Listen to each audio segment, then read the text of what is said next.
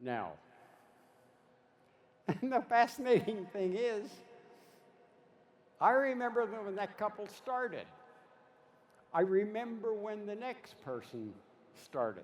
He's going to come out here on his own. There's something I want to say about him and his experience, but I'm going to choose not to. I want him to say it. He's an Emerald 9 star.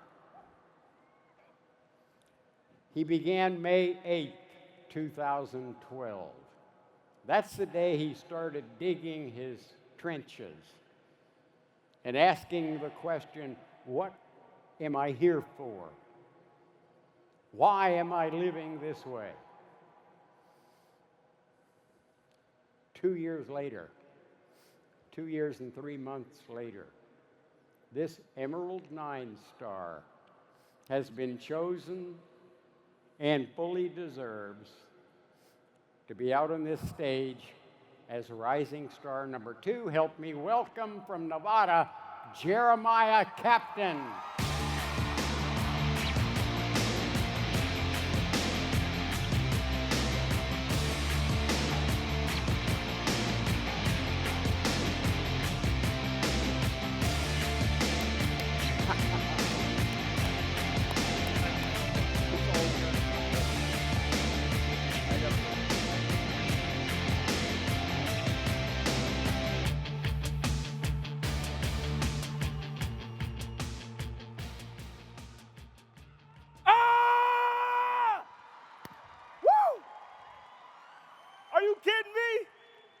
I am so sorry, but I just had to capture the magic of the moment, right?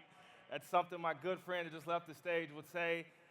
And I just want to start this off by saying there's more greatness sitting down in front of me than standing up. I'm just a man that has more passion than I am polished. I'm more persistent than I am talented.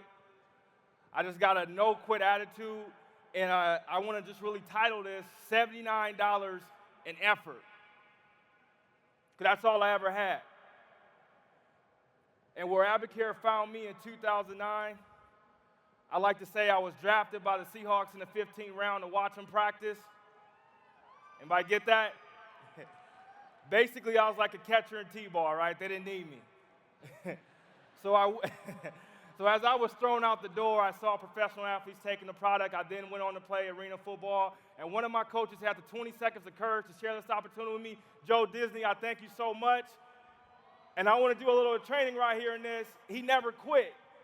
He showed up to every practice. I mean, one time I turned over and looked on the field. This guy had a helmet on.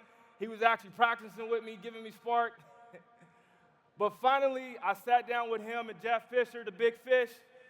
And we sat down right on a Starbucks day, and I remember him looking dead at me in the baby blues and told me I was a champion. And I said, I know I'm a champion. But I blew him off. I wasn't ready for the business opportunity, so I just put the products in my body, used them. We all know they work. Had an opportunity to play against T.O. on the products, and I held him 0 catches and 0 touchdowns. We got that video? Oh, no, they don't have that video. I'm sorry. But so that's when my product journey happened. But then I moved to Las Vegas, Nevada to take a coaching job. And that's where I had that discovery moment, right? When you discover how messed up life is, or you discover how strong you were created. As I moved to Las Vegas, Nevada, as soon as I got off the plane, the coaching contract got pulled. My contract got pulled. So I lost everything. Car got repoed. I didn't have a place to stay. My good friend Paul Lim's up in the stands. I had to beg him to let me sleep on his couch until I got on my feet. And I have 2 little baby girls. They're my purpose. And I had to provide for them. So I called my mentor up, and he helped me get to an advisor. And I'll start working this business like my life depended on it, because 3 days in a row I didn't eat. I was so broke, if someone tried to rob me, they'll be just practicing. They would turn around and give me money and say, go that way. But with all seriousness, you guys, all I had was $79 in effort. And that's what I did. I just started retailing. I was like, hey, that 40% sounds good. So I didn't understand the business side of it. It's not that I was afraid to talk to people about it. If you looked at me, you were getting spark in your body because I needed money. And that's what I kept doing. So I was robbing people of the opportunity. I was just a retailer. I was selfish. It was all about me. It was all ego. And whatever your beliefs is, I'm not here to push it on you, but ego to me means edging the most important person out of my life, God, out. And I had to let that ego go. And as I started to accidentally hit 3-star gold, my diamond called me and said, hey, you're a leader. I was like, what does that mean? He was like, you hit 3-star gold, you're the highest guy in the state of Nevada. I was like, wow, that's awesome. And then my platinum came down. Mike Frederick looked at so calm and sweet. He just sat back and said, yeah, I'm a platinum. I was like, what does that mean? He told me how much he made, and my eyes almost fell out. I met his beautiful sister-in-law, Jessica Rivera. She started doing mixers, and I learned how to explain the 24-day challenge. I was like, Stanley Dudrick, oh my God, that's amazing. I was like, why isn't everybody doing this? And then it got real. I came to Success School, but the week before, in Jessica Rivera's living room, I broke down into tears. I told my story in the living room, and I was like a big baby. Then I came to Success School just like you. I was ready to leave Friday night. After Johnny jumped off on the stage and did the splits, I knew what time it was. I knew what I had on my hands. So I started getting to work. Anyone that looked at me, I started sharing this opportunity with them because I knew I had something rock solid. I like to say you come to Success School with question marks, you walk out with exclamation points because you know you got something solid.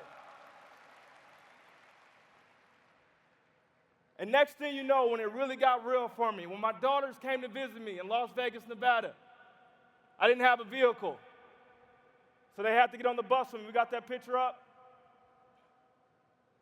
As a man, you got your daughters in 120-degree weather. Old people and kids should not be in that type of weather. Y'all don't get it? But anyway, that's where it got real for me. So I started working this business like my life depended on it. I started doing more mixers than you can ever imagine. It was a mixer every night going on in Las Vegas, and it's still going on. My team is amazing. I thank them for everything they do. The only thing I did was run, and they kept up with me. I am so thankful to them. I asked Richard if I could have all of them come out like a rap concert and have mics, but he denied it. But this has forever changed my life. And looked up in May, I qualified for the diamond level. I saw that check and I almost fainted. But you guys, you know what? Don't look at my pen when you meet me. Look me right in the eye, because I was born a diamond, just like you. It's not about the pen, you guys, it's about the people. People need this opportunity. And you ask me how you do it, you just get out there every single day and work. And here's a little story for you guys, a little training for you. Well, what's going on? You got people whining, complaining, saying things aren't working out. What do you do when things get tough? Do you react or do you respond? How do you respond to situations? Here's a story. A guy was going to move. He had a big truck with him. Next thing you know, he ran out of gas in the middle of an intersection. Did he sit there and cry and complain?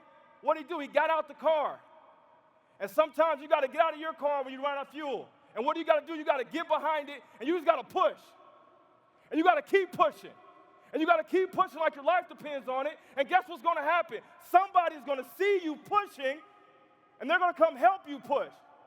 Next thing you know, someone's going to come down and see your effort, and they're going to hop in front of that steering wheel, and they're going to give you some guidance and steer it for you. And you cannot stop pushing. And you push through no matter what. And I'm just thankful for this opportunity. I'm thankful for my team. I'm thankful for this moment. And this is only the beginning. I thank you guys for tonight. You guys are all champions. God bless.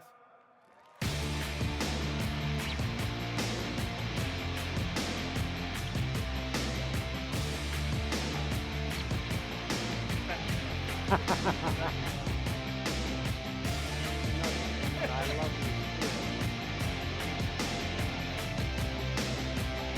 Nope, let's hear it one more time. The captain. Here we go, baby.